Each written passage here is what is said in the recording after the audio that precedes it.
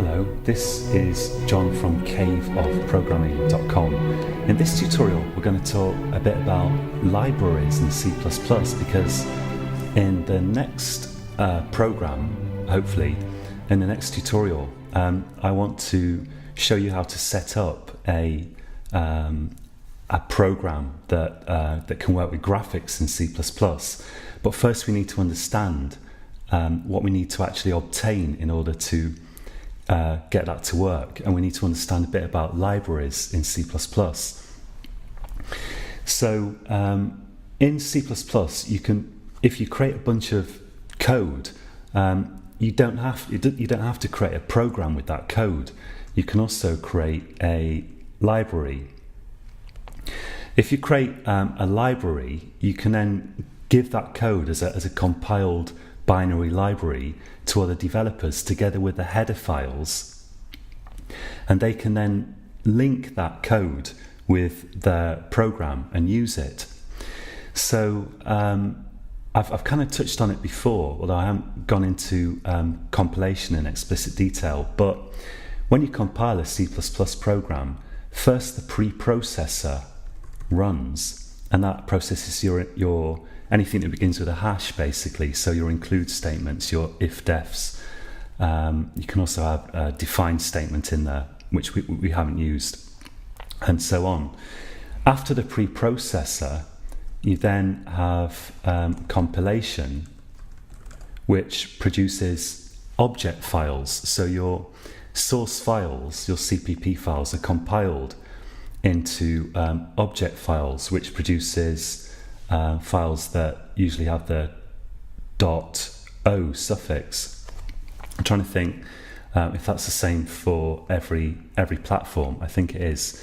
So if we look at, let's just look at a program here. So if I get the location of this program that I've got here, and then we just go to that in the terminal here. So I'm on a Mac here, but it doesn't matter. Let's take a look. So I do cd, and I'm going to have to put this in double quotes. If we go to the debug folder, the folder for the debug target here, and we go to that's got a source subfolder, we see that we've got a bunch of .o files here. We've also got these debug files, but the most important thing are these .o files, which, as far as I can think, is also the same on Windows. So when you compile your program, you produce a bunch of .o files, and then the final stage of compilation is that you link your program. And linking means you combine all of your .o files together with any libraries that you have into an executable, which could have a suffix .extra on Windows, or no suffix on, for example, Unix platforms. There's no particular executable suffix. So when you link your programs, when you link those object files together containing your code, you can also link them with external libraries that you've used to develop your program. And if you think about it, even if you create a hello world program, let's say, you're using more code than you've actually written yourself there. You're using, for example, the code associated with cout, and that has to be contained somewhere on your system in order to be able to run it. There has to be code that actually deals with the console and outputs your text. And a C++ program will actually use libraries, which we call dynamic libraries, that contain that code. So let's take a look at how this works.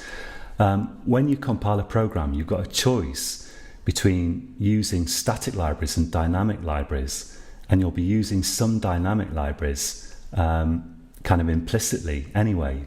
So static libraries, or static link libraries if you like, they are files containing C++ code which are actually compiled into your program.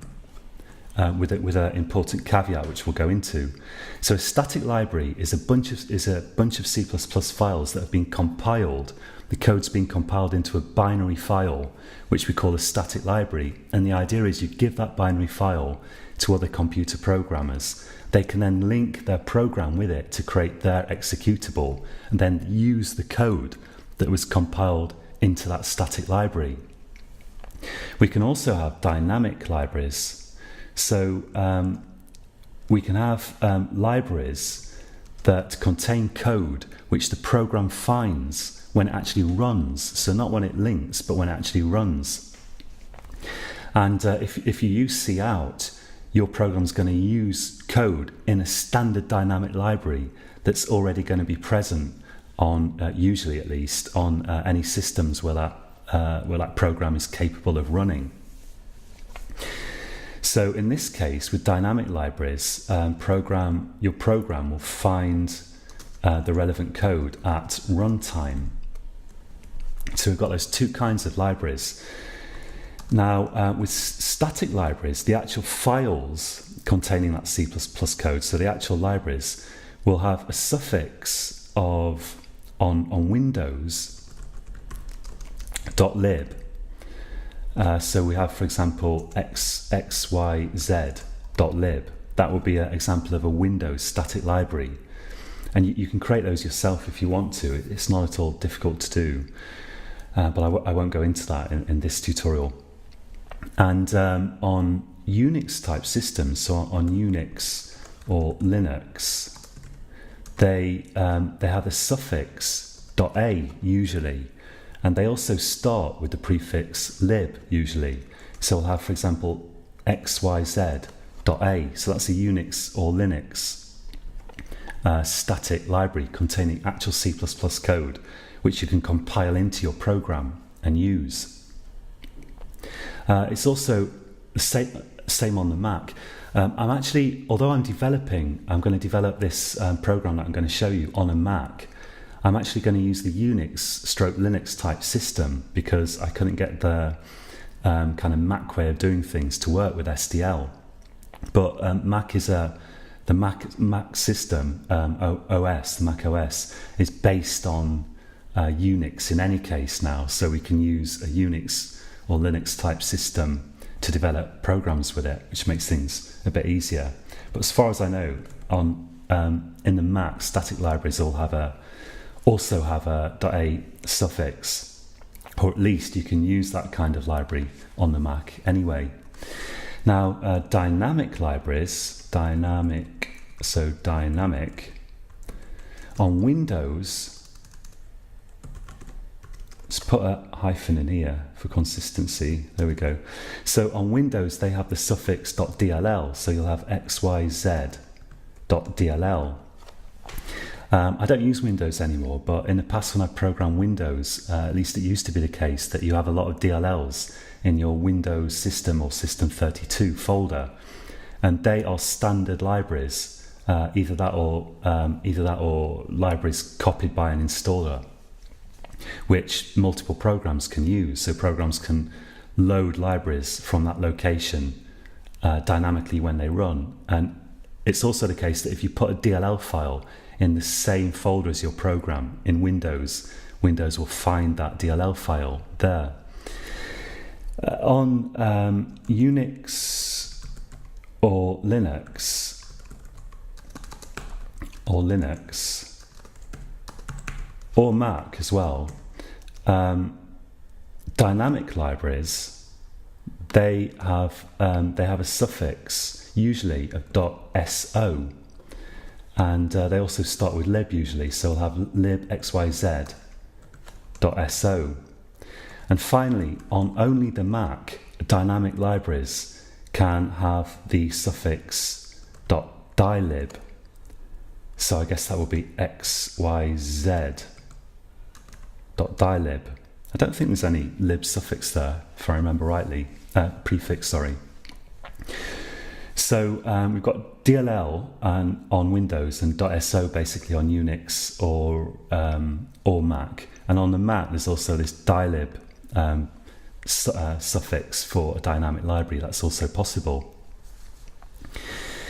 So the upshot of this is that we're going to be using an API called SDL, and you can use other APIs, which I'll talk about a bit in the next tutorial, to follow these tutorials if you want to. But we're going to need an external API to provide us with some graphics facilities, and depending on your system, you're going to have to locate the right kind of file to compile into your program.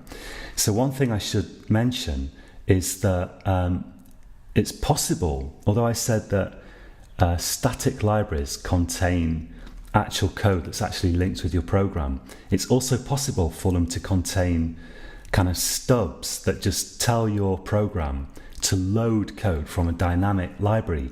So a common thing to do is to link your program with a static library, which basically instructs your program to find code from a dynamic library, so that when you distribute it, you have to distribute a dynamic library with it, even though you've linked it with a static library.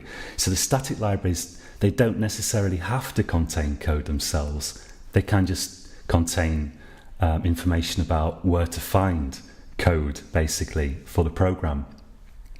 So in the next tutorial, we're going to start taking a look at SDL, and with this information in mind, I'm going to explain what you need to find to compile a basic SDL program. So that's it for this tutorial, and until next time, happy coding.